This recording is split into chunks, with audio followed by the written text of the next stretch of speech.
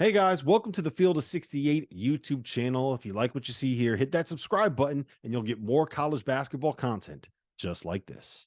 I do think that two of the more interesting storylines are going to end up being Kansas State and Texas, right? And I'm curious where you guys stand on these two teams because I think they are very, very similar in the sense that Jerome Tang and Rodney Terry both, I think it's fair to say, outperformed expectations in what was effectively they're both of their first seasons as head coaches at those two programs.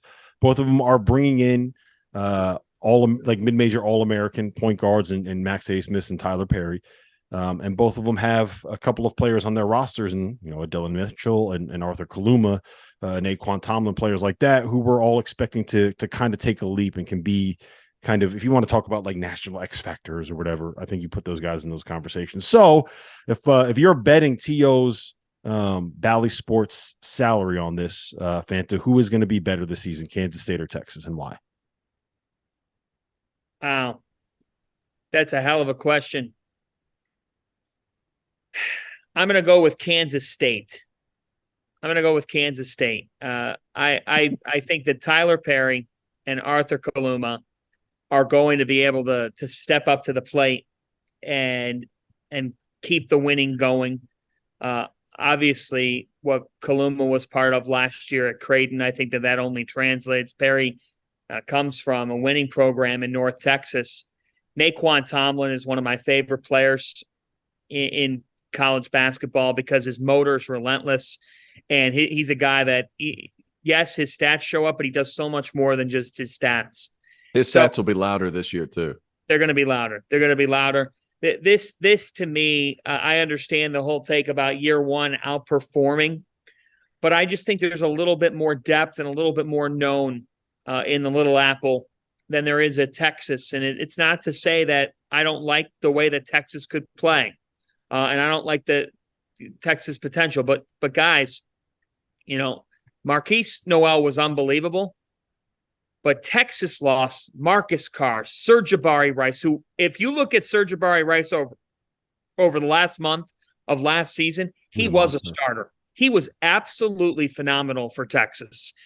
Timmy Allen, Christian Bishop. I mean, they had a solid offseason. To me, if Dillon Mitchell can play to the level that he was recorded to be capable of heading into college, then my answer would change. But I just don't know if I trust Dillon enough on the offensive end of the floor yet to say that. And so it's for that reason that I like the nucleus of Perry, Kaluma, Tomlin, and the energy surrounding that program, the way they play and what Tang did in a full year one. At the end of the day, I mean, I'm just being honest here. Yeah, he did it with guys that he was within the program, but Jerome had a full year there, rode out the journey. To me, Rodney took over in a situation. It's not to put any blame against Rodney. I want to make that very clear or discredit him. But those were old dudes at Texas that just took a horrible situation and tried to make it something positive for them. For that reason, I like the nucleus at Kansas State a little bit more. I'm going with the Wildcats. Both still very good. And then they also had Quez Glover, who's going to come off the bench, who is a lightning rod point guard. So they're going to have two small guards that can both get 20 quickly, not kind of fast over the course of 4 minutes. So Arthur Kaluma, I thought, never really got his due when it came to like how good a ISO scorer he actually is. I think he's going to slide over and be really good in the Big 12. I think it's going to be pretty easy. Here's another thing too. When it comes to Texas, just for argument's sake, I'm on the Kansas State wagon too, for what it's worth, because nae'qwan Tomlin's a dude, and he's going to continue to be a dude, and he's going to be even better this year with some guys, but with some more guys around him where he's a little bit more heavily featured. Tylor Perry's obviously great, but Tomlin's going to explode. So just throwing that out there. When it comes to Texas, though, I think Caden Shedrick was a really undervalued transfer addition. And when I say undervalued, he's not a name that people know right off the bat because he played at Virginia and was used sparingly. He didn't fit that system because he's this long, rangy shot blocking guy that can step out a little bit. They don't do that at Virginia. And sometimes he struggled. I think he's going to be good in that system alongside athletes. Dillon Mitchell's going to be good. Dylan Dessou's going to be back. Like Max Abmas and Tyrese Hunter, that's going to be a backcourt to be reckoned with. Those are two really, really good players, older players that I think will be able to feed off each other. And if there's one thing we learned last year with Tyrese Hunter is his ability to play either guard spot and do so unselfishly. He's willing to let the ball go at times, and his ability to be able to go back and forth with those guard spots is huge. And that allowed Rodney and the Longhorns to go out and get Abmas just simply because, hey, we know what Tyrese can do for us at both guard spots. And sometimes he's willing to let that ball go. Both teams are going to be really good. But if I had to pick one, I would go Kansas State just because of all those reasons you mentioned. But huge nae'qwan Tomlin guy. I know Tyler Perry is getting a lot of the headlines, but nae'qwan's coming.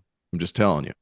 Yeah, they also love Dede Ames, the freshman from Chicago.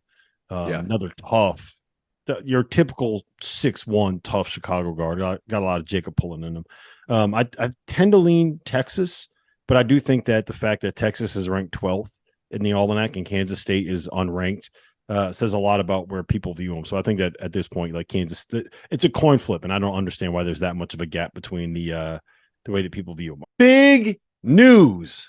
The Almanac is officially back. The most exhaustive and comprehensive guide to the 2023-24 college basketball season is available for pre-order now. If you go to cbbalmanac.com, link is in the description below, you can pre-order for just $15.99 or 20% off the sticker price. The format is going to be a little bit different this season. Instead of an 850-page PDF, you'll be getting access to the full site with league-by-league PDFs available for download. The preview will be live on September 20th. So you have until then to be able to get your pre-orders in. So for insight for all 362 Division I teams from their head coaches and the experts that cover them, make sure you hit that link. Thank you for watching The Field of 68. If you've enjoyed what you've seen here, hit that like button, share this link with your friends, or check out the description for some other places that you can consume Field of 68 content.